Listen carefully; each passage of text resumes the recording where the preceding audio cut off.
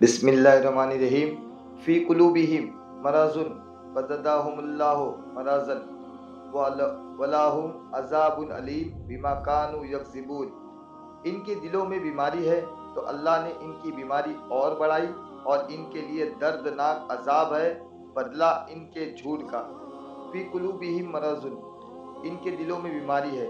اس آیت میں قلبی مرض سے مراد منافقوں کی منافقت اور حضور پر نور صلی اللہ تعالی علیہ وسلم سے بعض کی بیماری ہے۔ معلوم ہوا کہ بد عقیدگی روحانی زندگی کے لیے تباہ کن ہے۔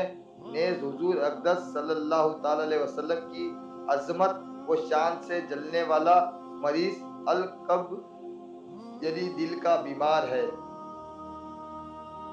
روحانی زندگی کے خطرناک امراض، جس طرح جسمانی امراض ہوتے ہیں اس طرح کچھ باطنی امراض بھی ہوتے ہیں۔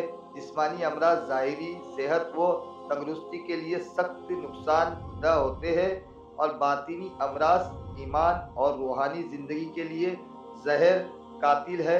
ان باطنی امراض میں سب سے بدتر تو عقیدے کی خرابی کا مرض ہے، اور اس کے علاوہ تکبر، حسد، کینہ اور ریاکاری وغیرہ بھی انتہائی برے مرض ہے۔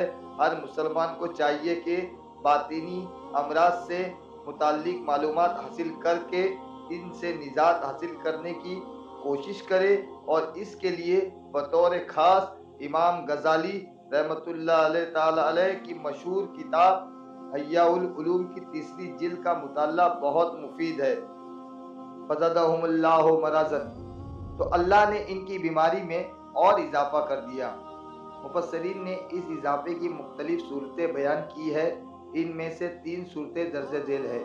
نمبر 1، ریاست چھین جانے کی وجہ سے منافقوں کو بہت قلبی رنج پہنچا اور وہ دن بدن حضور پور نور صلی اللہ تعالی علیہ وسلم کی ثابت قدمی اور غلبہ دیکھ کر حسد کی آگ میں جلنے لگے۔ تو جتنا نبی اکرم صلی اللہ تعالی علیہ وسلم کا غلبہ ہوتا گیا اور آپ صلی اللہ تعالی علیہ وسلم لوگوں میں مقبول ہوتے گئے، اتنا ہی اللہ تعالیٰ نے منافقوں کی رنج و غم میں اضافہ کر دیا۔ نمبر 2، منافقوں کے دل کفر، بدعقیدگی اور نبی کریم صلی اللہ تعالی علیہ وسلم سے عداوت، دشمنی سے بھرے ہوئے تھے۔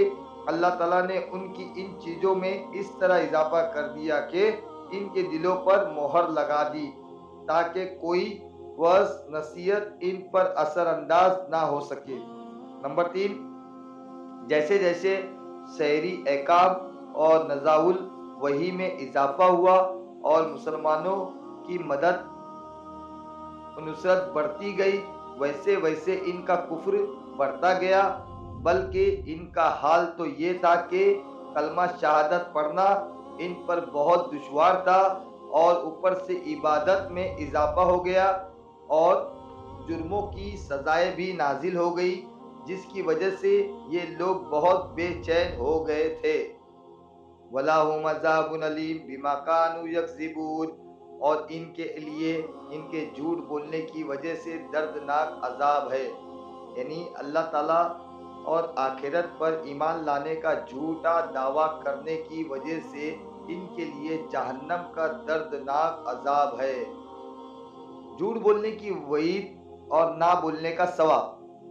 اس آیت سے معلوم ہوا کہ جھوٹ بولنا حرام ہے اور اس پر دردناک عذاب کی وعید ہے، لہٰذا ہر مسلمان کو چاہیے کہ وہ اس سے بچنے کی خوب کوشش کرے۔ حضرت عبداللہ بن مسعود رضی اللہ تعالیٰ عنہ سے مروی ہے، رسول اللہ صلی اللہ علیہ وسلم نے ارشاد فرمایا، سچائی کو اپنے اوپر لازم کر لو، کیونکہ سچائی نیکی کی طرف لے جاتی ہے اور نیکی جنت کا راستہ دکھاتی ہے۔ آدمی برابر سچ بولتا رہتا ہے اور سچ بولنے کی کوشش کرتا رہتا ہے، یہاں تک کہ وہ اللہ تعالیٰ کے نزدیک تصدیق لکھ دیا جاتا ہے۔ اور جھوٹ سے بچو، کیونکہ جھوٹ گناہ کی طرف لے جاتا ہے اور گناہ جہنم کا راستہ دکھاتا ہے، اور آدمی برابر جھوٹ بولتا رہتا ہے اور جھوٹ بولنے کی کوشش کرتا ہے، یہاں تک کہ اللہ تعالیٰ کے نزدیک غضب لکھ دیا جاتا ہے۔ حضرت انس رضی اللہ تعالیٰ عنہ سے روایت ہے، حضور اقدس صلی اللہ تعالیٰ علیہ وسلم نے ارشاد فرمایا، جو شخص جھوٹ بولنا چھوڑ دے اور وہ باطل ہے، یعنی جھوٹ چھوڑنے کی چیز ہی ہے، اس کے لیے جنت کے کنارے میں مکان بنایا جائے گا۔